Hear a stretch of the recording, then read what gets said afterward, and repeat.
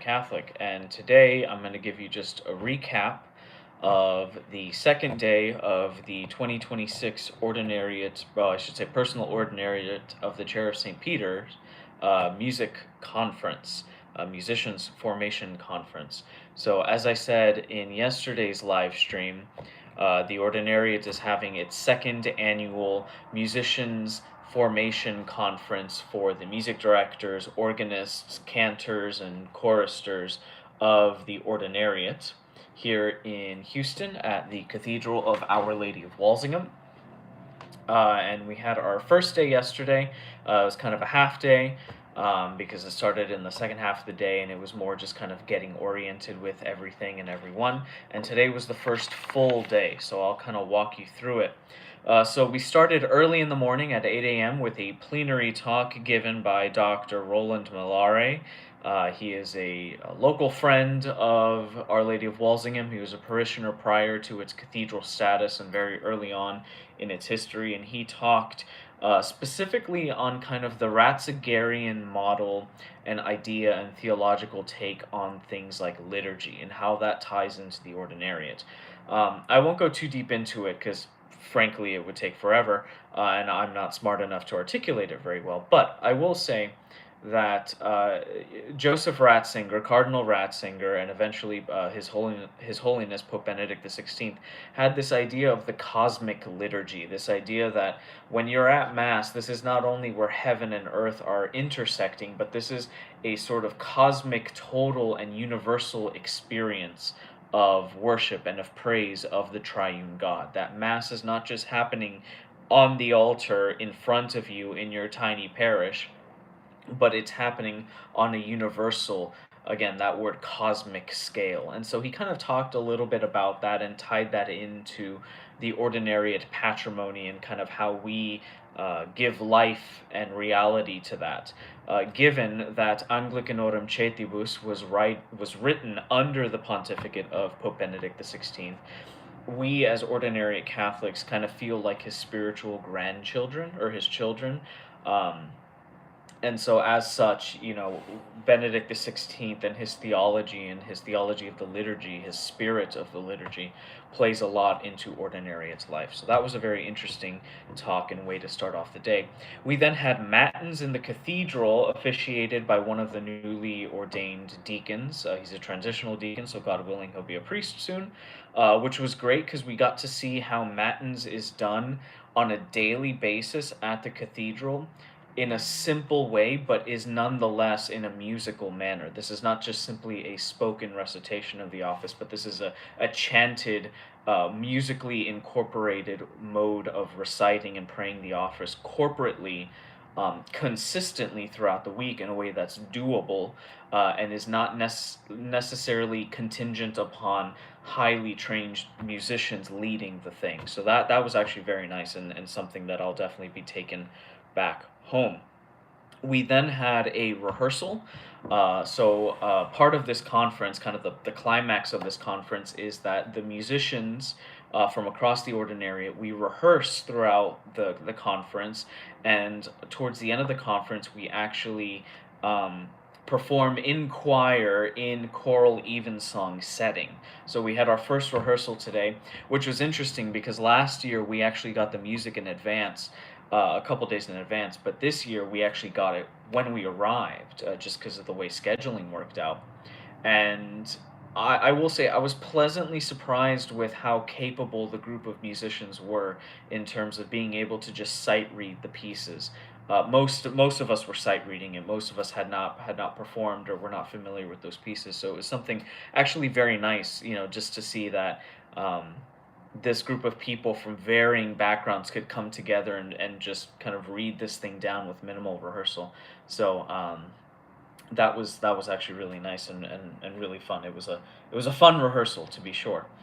After that, we had our first breakout sessions, and the options for today, we could choose which ones we wanted to go to.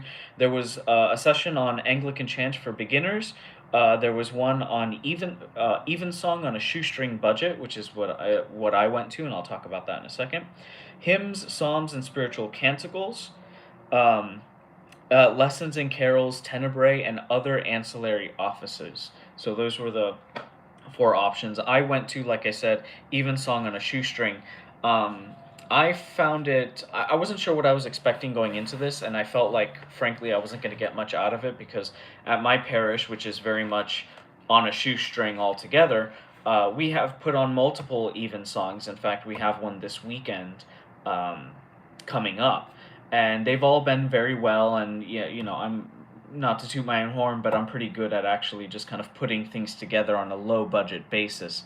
Um, but so I wasn't quite sure what I was going to get out of it, but I was pleasantly surprised to see that this was actually more a discussion and kind of an exposure to evensong choral literature writ large across multiple formats and across multiple styles and across multiple kind of musical availability. So it was given by a gentleman by the name of Mr. Paul Campbell. He's the music director at St. Thomas More Parish in Scranton, Pennsylvania, which is a parish of the Ordinariate of the Chair of St. Peter. And basically, he went through all the major um, sections and forms, or not forms, but sections of the divine office, and gave options for unison versions, plain chant versions, two-part harmony, three-part harmony, four-part harmony, and just kind of things that you could do and kind of tailor to the choir that you have in front of you. And with someone like me at a relatively small parish, I thoroughly appreciate it, and it was just this packet where we went through and kind of looked at all of them, listened, and kind of broke it down a little bit and gained some familiarity. So I won't show all of it, but this whole pack is just choral literature with links. Um, and it was great. Honestly, it was fantastic and something that's really going to benefit my choir back home, and I'm sure everyone else that went to that breakout session is going to feel the same way. Um, but wow, I love your videos, Hazley Harden. Thank you, Hazley Harden. Thank you very much. Um, so that was the first breakout session, the one I went to specifically. After that, we had noon mass at the cathedral, which was very nice. It was just a said mass, nothing overly complicated musically. Then we had lunch, and then at 2:30 we had the second break. You're welcome. Awesome, thank you, Hazley. Where are you from, and how long have you been a subscriber? I love asking that question to my subscribers. I subbed, by the way. Okay, thank you. I guess you're a new subscriber. Great. Are you a member of the Ordinariate or familiar with the Ordinariate? I'd love to hear what your exposure to the Ordinariate is.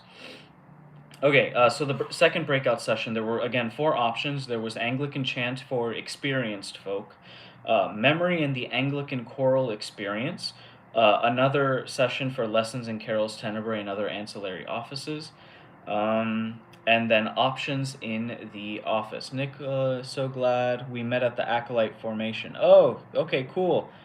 Thanks. Thanks for watching. Thanks for tuning in, Nicholas.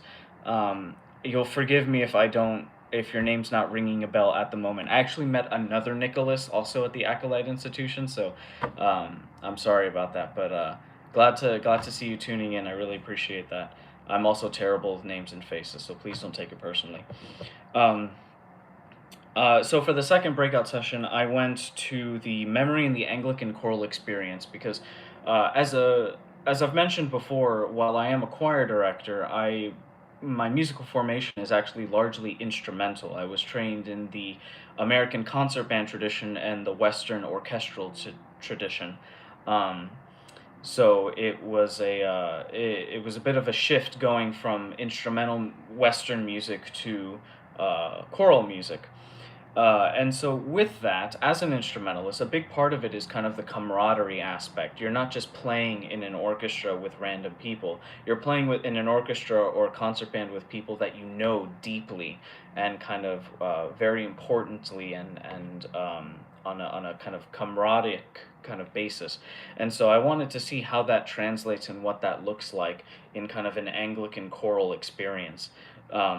And we gained some knowledge. I would say some interesting facts and tidbits of how to kind of go about cultivating that. I think the biggest thing is that it's something that as a music director we ought to be aware of and try to actively cultivate but not force. That this is not just something that people show up on a Sunday morning and just kind of do just because someone has to do it, but that this is something that should be part of your life, your daily experience, your weekly experience. It should be part of who you are as a church musician, specifically in kind of the Anglo-Catholic or Ordinariate context. So that is that. Let's see. Give me 1 second. All right, so that was the second breakout session, and after that, we had a short break. I was actually able to go to a rehearsal conducted by the music directors at the Cathedral of Our Lady of Walsingham, Mr. Edmund and Ms. Shaylin Murray, husband and wife, who are the music directors here. Phenomenal musicians, phenomenal educators. And so I got to sit in on their rehearsal with their high school choir, who would be leading the music for choral evensong this evening. And it was great. Just as someone who's been teaching, not for a long time, but enough, I have my own teaching style, just seeing someone else, a professional who's been doing this way longer than I have, and seeing their process, seeing where I am doing some of the similar things, and seeing where they're doing different things and things that I perhaps should adopt, was great and just really eye-opening and encouraging, and also just beautiful to hear these kids singing at a level that rivals professional choirs. I mean, frankly, it's just true. And they're still kids at the end of the day. They're 14, 15, 16-year-olds. But man, they're just operating on a seriousness and a musical professionalism that is just amazing to see, truly. So that was fantastic. That was honestly, that might have been my favorite part of today, was just sitting in on that rehearsal. And then after that was evensong, choral evensong with the high school choir. Again, they did fantastic. It was the music that they were rehearsing just before that, but within the context of the evensong liturgy. And it was great. It was great. It was beautiful. They played Palestrina, his Alma Redemptoris at the end. They played, I think, some William Byrd for the Precious, some Anglican chant settings of the Psalms of the day. And yeah, I mean, it was just beautiful. It was fantastic. Very prayerful environment, but still, again, musically and spiritually edifying. And then after that, we had dinner with a plenary talk by Monsignor Timothy Perkins. He is the former Vicar General of the Ordinariate. He is since retired, but he gave a talk on the Divine Office.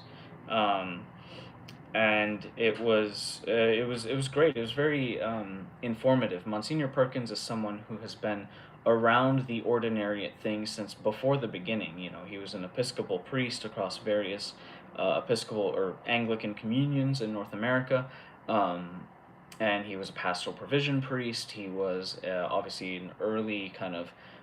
He was one of the earliest Ordinariate priests. Actually, I take that back. I don't know if he was ever a pastoral provision priest. But he had a lot of experience with that. He may have been, I'm not entirely sure. But he was one of the earliest Ordinariate priests, and so him talking about the Divine Office, not just within the historical context of the Ordinariate itself, but within the wider context of the Catholic Church, because our Divine Office is not just drawing on, it's not something that's spawned in a vacuum. It's something that draws on from things like the various forms of the Books of Common Prayer, and which in themselves draw on from earlier Catholic liturgies, namely, Sarum, the Sarum liturgy in the British Isles. So hearing his kind of take on that, his historical kind of recountings, and stuff like that, I can't wait for the reprint of Divine Worship Daily Office. Yeah, I'm very excited for that too. I actually haven't I haven't done a pre-order with CUA Press. Honestly, I'm kind of waiting for it to come out and for me to have it in my hands before I decide to spend money on it.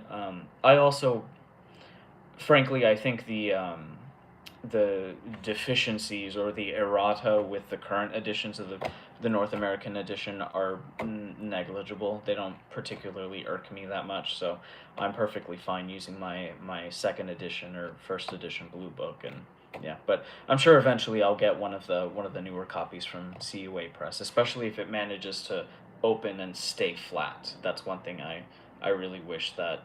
I don't mind it being hardcover so much as I have an issue with it not being able to sit flat, but yeah.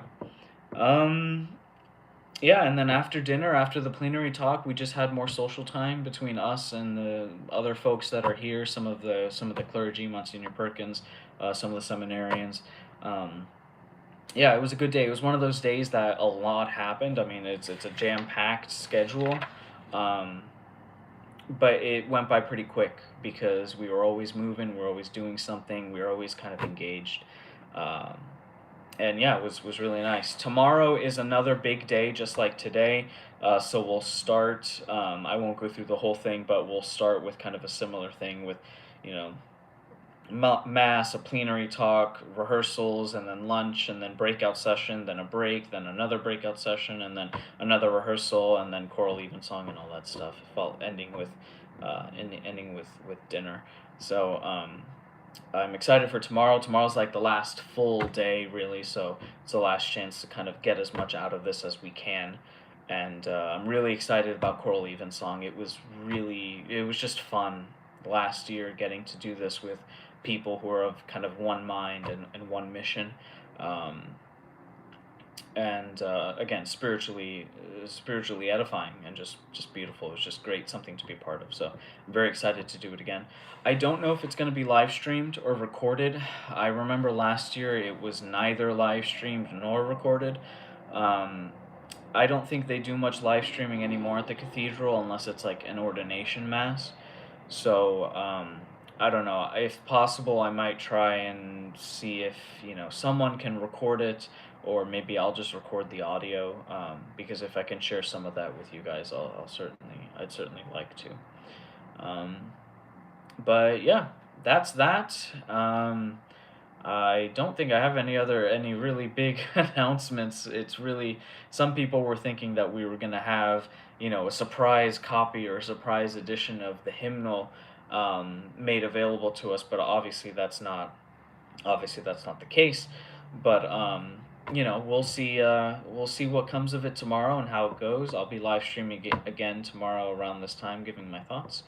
But other than that, I hope you've enjoyed it. Please, if you're not a subscriber, please be sure to subscribe and like it, share it, and leave some comments. Let's have a conversation about this whole thing. And yeah, other than that, I'll see you guys tomorrow. Have a good night.